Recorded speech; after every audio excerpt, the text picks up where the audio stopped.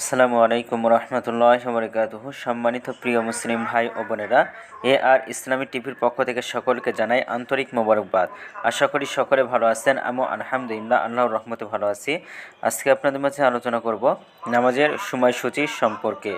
তো আজকে মঙ্গলবার 30শে জানুয়ারি 2024 ইংরেজি, 16ই মাঘ 1430 বাংলা, 17ই রজব 1445 হিজরি। ঢাকা এবং তার পার্শ্ববর্তী এলাকার নামাজের সময়সূচিগুলো তুলে ধরছি, তারপরে অন্যান্য জেলা বিভাগগুলোর নামাজের সময়সূচি তুলে ধরব। আজকে ঢাকা এবং তার পার্শ্ববর্তী এলাকার তাহাজ্জুদ এবং সেহরির শেষ সময় হলো 5:17 আজকে ফজরের রক্ত শুরু হয়েছে 5:22 এবং ফজরের রক্ত শেষ হয়েছে 6:39। জোহরের রক্ত আজকে শুরু হয়েছে 12:12 এবং জোহরের রক্ত আজকে শেষ হবে 4:06।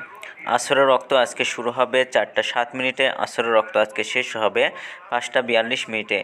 মাগরিবের রক্ত আজকে শুরু হবে 5:46, মাগরিবের রক্ত শেষ হবে আজকে 7টায়।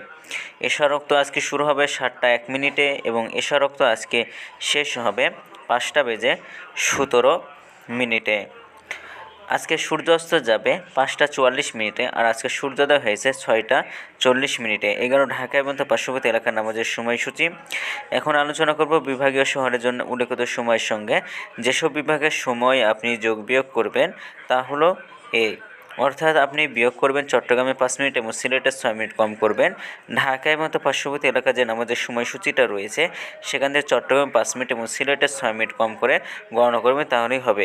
এবার যোগ করবেন খুলনাতে 3 মিনিট, রাজশাহীতে 7 মিনিট, রংপুর 8 মিনিট, বরিশালে 1 মিনিট বেশি করবেন। ঢাকা এবং তার পার্শ্ববর্তী এলাকায় যে নামাজের সময়সূচিটা রয়েছে সেখান থেকে 3 মিনিট, 7 মিনিট, 8 মিনিট, 1 মিনিট করে এই 4টা বিভাগে বেশি করে গণনা করবেন, তাহলেই হবে।